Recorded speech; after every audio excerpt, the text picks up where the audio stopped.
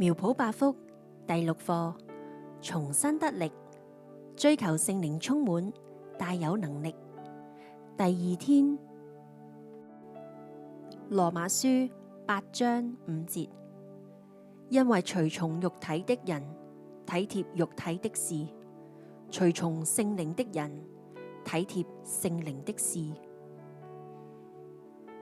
羅馬書8章5節，因為隨從肉體的人體貼肉體的事，隨從聖靈的人體貼聖靈的事。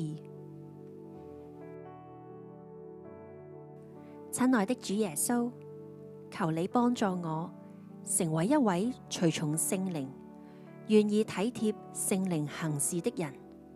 求主赦免我，昔日常常隨從肉體，滿足肉體的需要。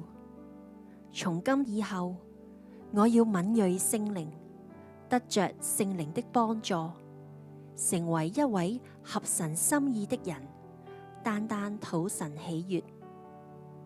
奉主耶穌基督的名宣告，我的生命是跟隨聖靈、敏銳聖靈。